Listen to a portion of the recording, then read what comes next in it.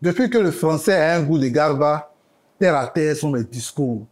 Chez nous, le seul Molière qu'on connaît, il chante Zouglou. Les Blancs ont envoyé les compagnies, on a amorti et puis on a tropicalisé le oui.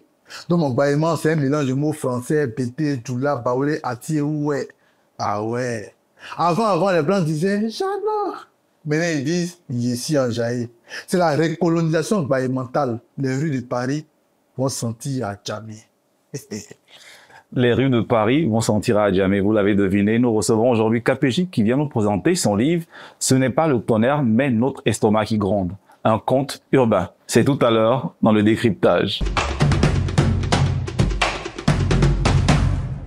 KPJ, du slam, donc de la poésie dite sur scène, à la littérature. Alors, qu'est-ce qui justifie ce passage, le besoin d'écrire un livre? Oh, en tant que slammer, c'est vrai qu'on écrit déjà et tout ça, des textes, mais on est quand même limité dans le temps, je vais dire dans l'espace, ou même la feuille qui sert de support d'écriture, c'est une feuille, seulement A4. Donc il y a tous les détails, il y a certains détails qu'on ne peut pas dire dans le texte slam qui dure 3 minutes et tout. Donc le livre, c'est vraiment l'espace où on peut approfondir nos histoires, approfondir nos textes, les thèmes qu'on veut toucher, les personnages qu'on veut, je vais dire, fabriquer et tout. Et voilà, et puis ça nous permet aussi de passer du livre, comme de la scène, au livre, d'être perçu aussi dans d'autres milieux, des gens qui ne viennent pas forcément au spectacle de slam et tout ça, qui peuvent nous trouver en bibliothèque, donc ça éteint un peu notre champ, quoi. Ce que vous dites est particulièrement intéressant. J'imagine que de nombreux slammeurs, de nombreuses slameuses se sentiront concernés. Ouais. Est-ce que vous pensez que le slam limite la créativité des slammeurs? D'un certain point de vue, voilà. Parce que tout à l'heure, je l'ai dit, on a des contraintes. Voilà, on te dit, KPJ, on te demande, faut-nous un texte de slam sur tel thème. Normalement, le texte, il est fait pour la scène. Donc, tu as 3 minutes peut-être d'expression. En 3 minutes, forcément, tu ne peux pas tout dire. Tu es obligé de condenser tes idées. Tu vas même créer un refrain et tout ça. Et même dans l'exécution du texte, il y aura de la musique. Il faut laisser du temps à la musique. Donc, forcément, tu es limité dans ta créativité en tant que slammer. Mais il y a la possibilité de faire un album, par exemple. Ouais.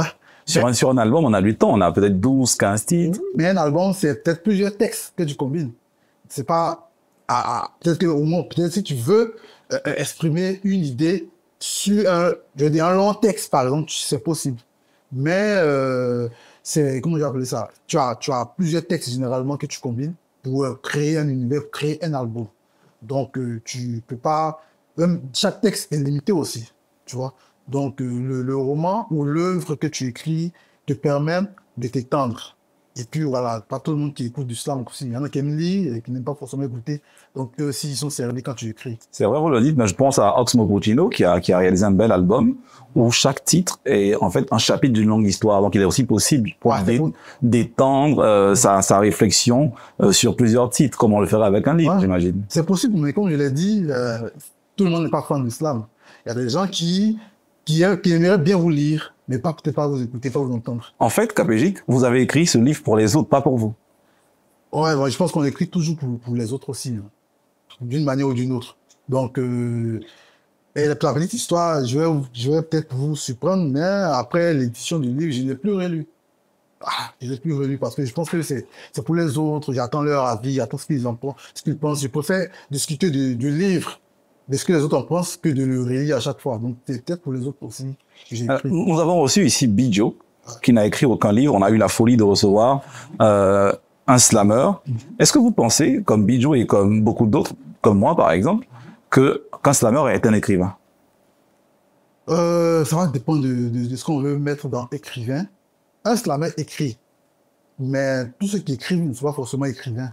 Si on estime que l'écrivain, c'est celui qui publie un livre, un slammer, il n'est pas encore écrivain, de ce point de vue. Mais que faites-vous de la littérature orale, par exemple?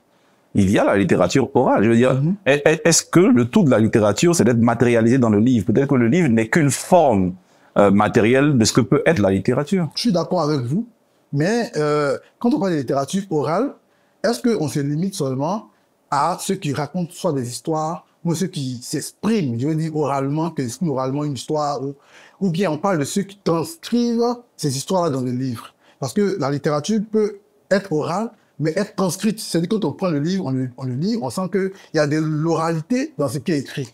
Mais Oh, quand on parle de littérature orale, c'est pas forcément la retranscription matérielle dans un livre. Je veux dire, le simple fait de dire un conte, c'est faire la littérature.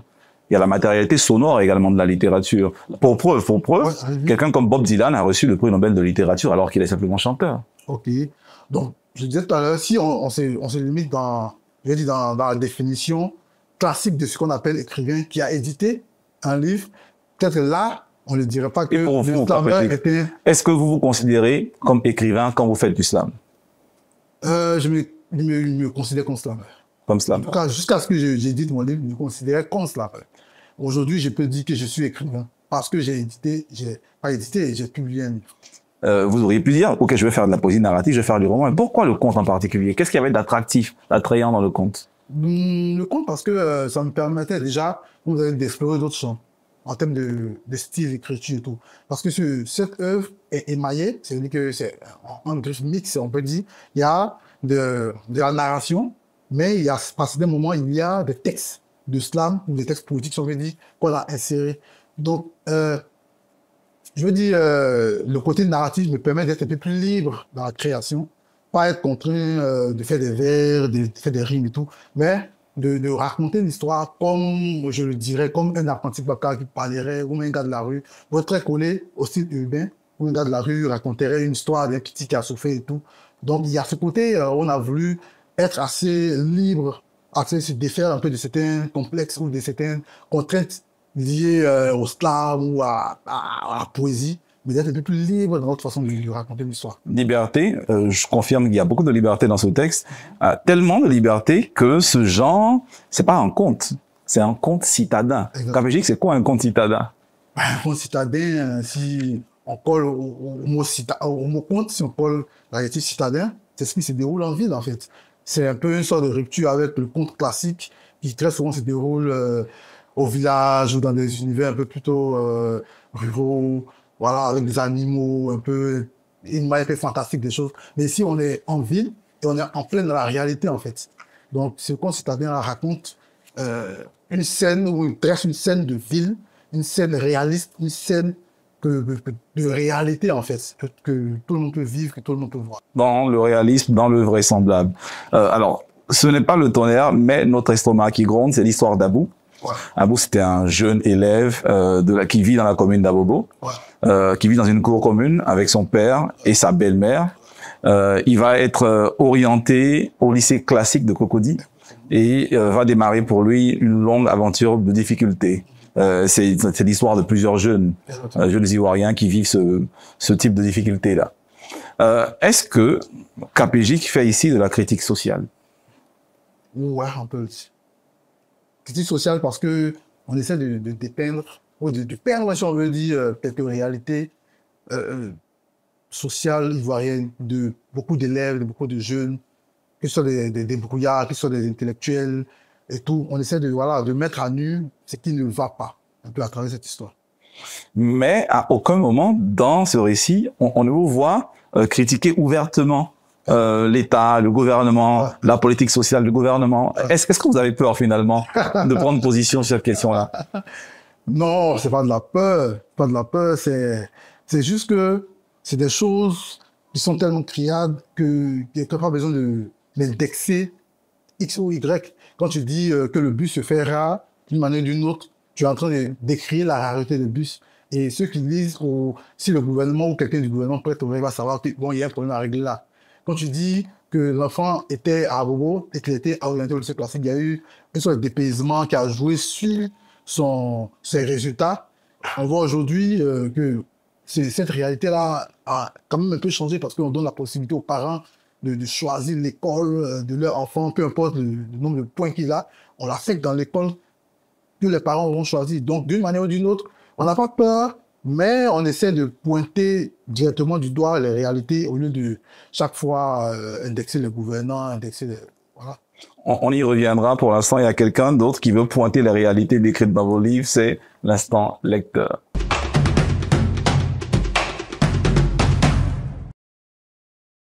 Salut, je m'appelle Cynthia Ablé. J'ai lu votre œuvre et j'aimerais savoir pourquoi vous avez nommé votre personnage Abou. À bout, parce que on voit que ce nom a une consonance un peu malinquée, pas un peu, mais malinquée. C'est une manière pour moi de rendre hommage à ce peuple-là qui m'a beaucoup soutenu dans mon parcours en griffe parce que j'ai grandi dans une cour commune tenue par une famille malinquée et j'étais avec mon père seulement. Et quand il allait au travail, c'est avec cette communauté-là que je restais. C'est eux qui, en griffe m'éduquaient, me soutenaient. Donc c'est un peuple que je porte dans mon cœur et j'ai voulu leur rendre hommage en donnant ce nom-là à mon personnage. Et puis, c'est des gens qui sont réputés aussi pour être des grands battants, pour des gars qui se débrouillent bien dans la vie. Voilà, c'est un peu ça. KPJ, on a bien envie de croire en ces réponses qui semblent recevables. Hommage à la culture malinquée, hommage au peuple malinqué. Il y a pourtant la dédicace de ce conte. À Tato Kofi, mon père, et aux assistantes sociales du lycée classique d'Abidjan. Exactement. On a bien l'impression que Abou, c'est vous. Abou, c'est moi. Ouais, c'est moi, Abou. Ouais, parce que j'avoue qu'au début, j'ai pas voulu vraiment me lancer ou bien être assez clair sur cette question-là qu'on me posait à chaque fois, mais bon, j'ai fini par comprendre qu'il ne faut pas fuir, voilà, il ne faut pas fuir la question. Ce livre a vraiment une connotation assez autobiographique. Voilà, donc j'ai décidé maintenant d'être clair sur la question quand on me pose la question. Mais c'est très intéressant ça. Ouais. Pourquoi avoir eu honte de s'être choisi comme matériau de son propre récit?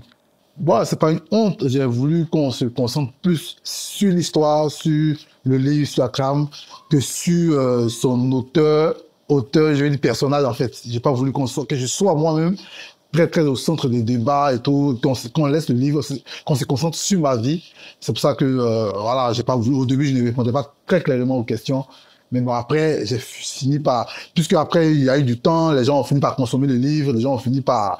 Je veux dire, ont eu le temps de lire, de se faire leur propre idée. Je pense que maintenant, je suis plus à l'aise pour dire que, ouais, il s'agit de moi et dans l'histoire et tout. Vous écrivez ce conte citadin, un conte citadin, en français ivoirien et en nouchi. Bien sûr.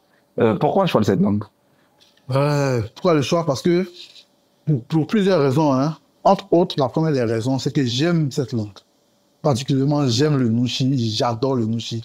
Je me sens bien quand j'écris en nouchi, quand je slame en nouchi. Ça me permet d'abord, de me faire comprendre, parce qu'au début, quand je commençais à écrire, mon premier public, c'était mon entourage. Donc, ça a commencé même quand j'étais à l'époque rappeur, après slammer, écrivain. J'écrivais parce que je voulais me faire comprendre tout de suite. Voilà, pas quand on me lit, pas qu'on se pose 1000 questions. Ça, c'est un premier pas. Premier point. Deuxième point, c'est que je veux faire la promotion de cette langue. Je fais la promotion du nouchi parce que je trouve cette langue-là tellement belle. Voilà. Et je trouve qu'elle n'est pas assez promue, en fait. Il y a beaucoup de préjugés autour et tout ça. Donc, pour moi, en me lançant dans cette initiative-là, c'était une manière de faire la promotion de la langue, la mettre à un niveau, la brandir, en fait. Dire qu'au-delà de ce qu'on peut raconter sur elle, c'est une langue qui mérite le respect, une langue qui permet d'exprimer beaucoup de choses, des émotions. On comprend votre démarche, on comprend également la noblesse de votre démarche, mais est-ce qu'il n'y a pas le risque d'être incompris? Incompris à quel niveau? Par exemple, pour des lecteurs qui ne parleraient pas français ivoirien ou le nouchi, surtout qu'il n'y a pas de lexique à la fin. Pourquoi d'abord le choix de ne pas mettre un lexique à la fin, un glossaire? Et est-ce qu'il n'y a pas là la peur de se dire, je vais écrire ce texte en français ivoirien en nouchi, mais il ne sera pas compris par les locuteurs francophones tout court? Ouais, forcément, il y a pas la peur, mais il y a un risque de ne pas être compris par un certain type de lecteurs. Ça existe. Mais je me dis qu'on peut pas, en faisant le choix d'aimer le nouchi, de promouvoir le nouchi, forcément, tu t'engages à être d'une manière ou d'une autre, j'ai pas dit sectaire, mais d'une manière ou d'une autre, être en marge d'une certaine population, d'un certain type de lecteur. C'est assumé, mais en même temps, après, tu deviens une curiosité pour ces personnes-là qui vont découvrir le nouchi par toi, qui vont apprendre une nouvelle langue par toi, et quelque part, il y a cette fierté-là d'avoir été le pont entre ces personnes-là et le nouchi. Donc, cette frustration de ne pas être comprise peut être compensée par la fierté de pousser des gens à venir découvrir, à être curieux de cette langue-là. Il y a une scène que j'ai bien aimée qui, pour moi, caractérise l'esprit de ce conte citadin. J'aimerais bien en lire un extrait. Alors, 9h15, le bus est arrivé enfin à Cocody, près de la RTI. Ouais. C'était un 49, le convoi des étudiants d'Abobo, qu'il partage avec certains élèves des lycées et collèges de Cocody. À l'intérieur, c'était un four. Heureusement, la moitié des passagers allaient bras à cette station. Ouais. Quelques mètres avant l'arrêt, au feu rouge de la Sodemi, un autre bus a garé à côté du 49. À son bord, une vingtaine de passagers en majorité blancs ou métis. C'étaient aussi des élèves, la tête coincée contre une vitre, yeux d'abou ont croisé les yeux d'un des passagers du car voisin. Une petite fille d'une quinzaine d'années, elle a bien ça à bout et les autres occupants du 49. On dirait elle cherchait à comprendre ce spectacle que lui offrait la vitre.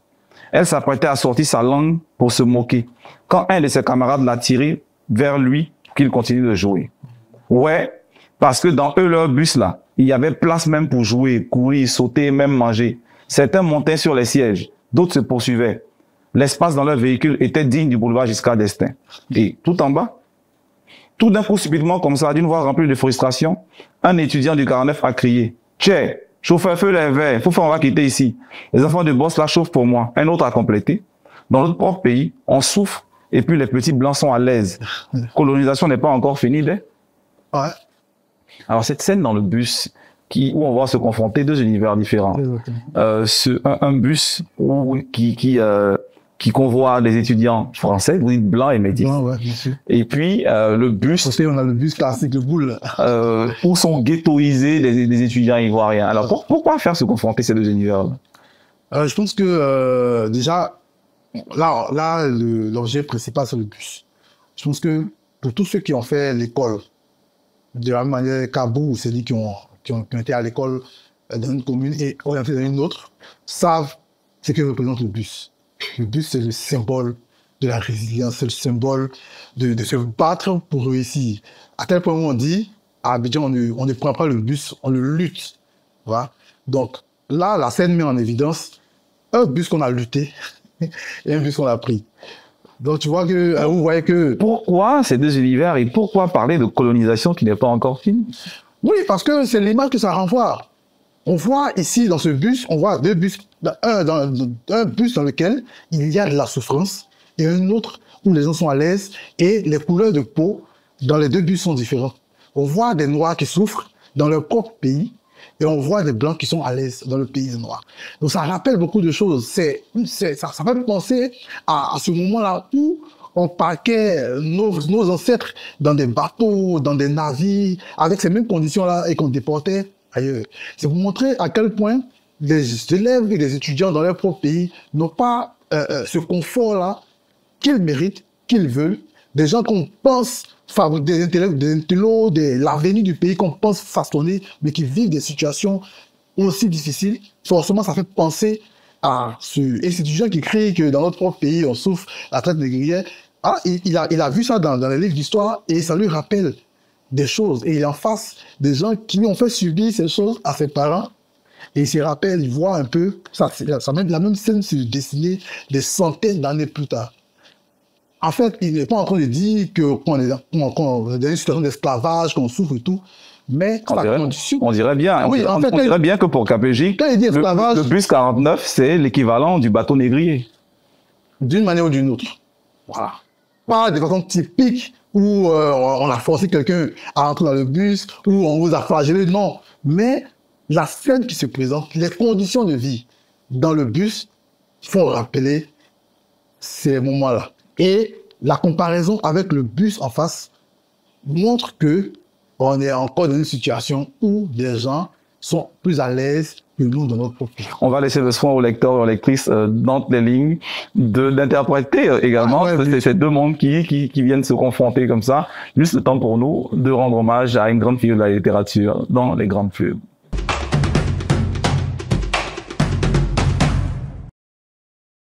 Abdal Malik, né Régis Fayette Mikano, le 14 mars 1975, dans le 14e arrondissement de Paris, est un rappeur, auteur, compositeur, interprète, écrivain, metteur en scène, réalisateur et scénariste français.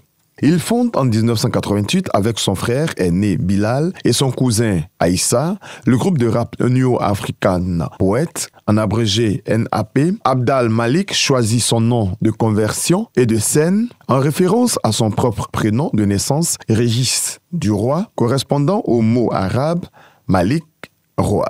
En 2004, Abdal Malik publie son premier album solo, Le Face à Face de Cœur, qui atteint la 155e place des classements français. La même année, Abdal Malik publie le récit autobiographique qu'Allah bénisse la France, dans lequel il explique son cheminement et défend un islam réfléchi, fait de la tolérance et de désir d'intégration. L'ouvrage obtient en Belgique le prix Laurence Tran 2005 et est adapté par le rappeur pour le cinéma en 2014. En 2006, son deuxième album, Gibraltar, qui atteint la 13e place des classements français. En novembre 2007, il présente un nouveau projet, le collectif Beni Snassen, composé de New African Poets, NAP, Wallen Bilin, Amco Matteo, Falcon et lui-même. Engagé contre l'illettrisme, le collectif publie l'année suivante, en 2008, un album intitulé Spleen et Idéal. En novembre 2015, il publie son 5e album, Scarification, intégralement produit par Laurent Garnier.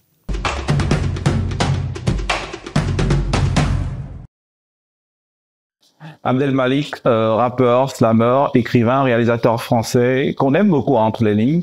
KPJ, Abdel Malik, j'imagine que ça vous parle, sa carrière vous parle. Ouais, forcément, sa carrière, son art, sa diction, son slam, sa façon de rendre ses mots.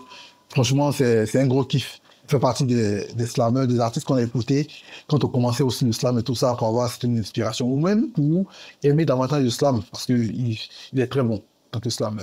Pour Abdel Malik, évidemment, son œuvre a un caractère politique. Est-ce que vous direz également que votre œuvre, aussi bien sur la scène en tant que slammer qu'avec ce conte citadin, est délibérément, ouvertement politique?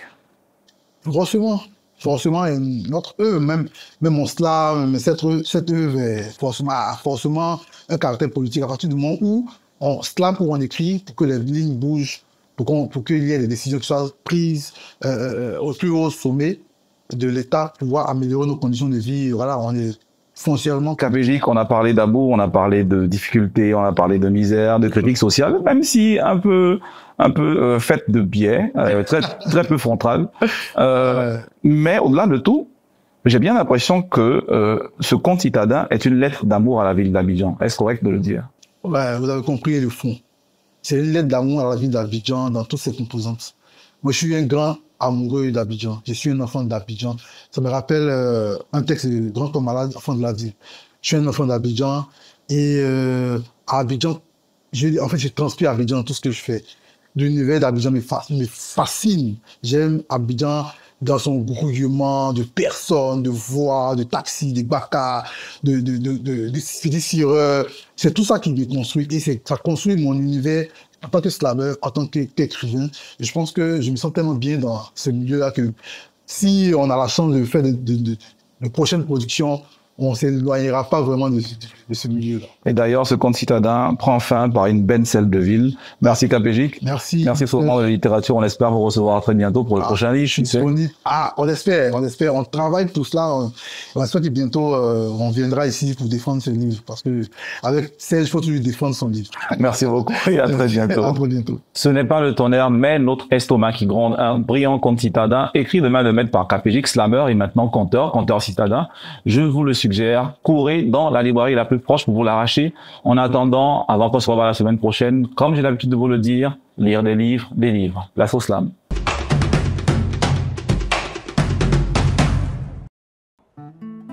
Zombie.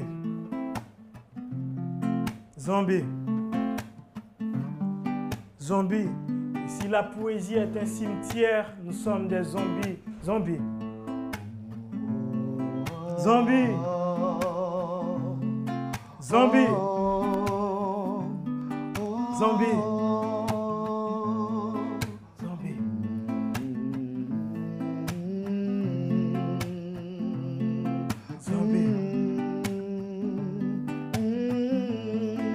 Si la poésie est un cimetière, nous sommes des zombies.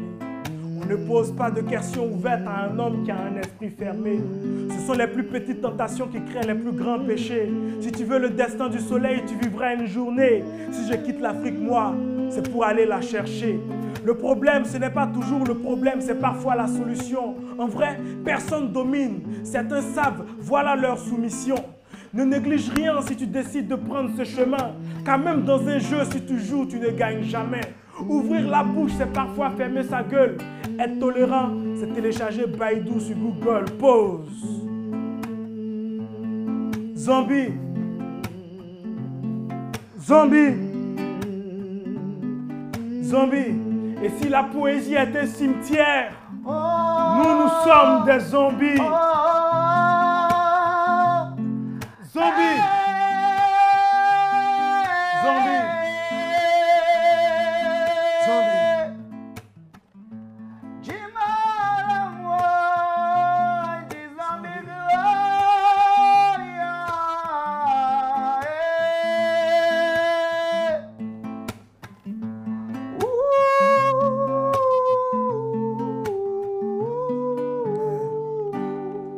Si la poésie est un cimetière,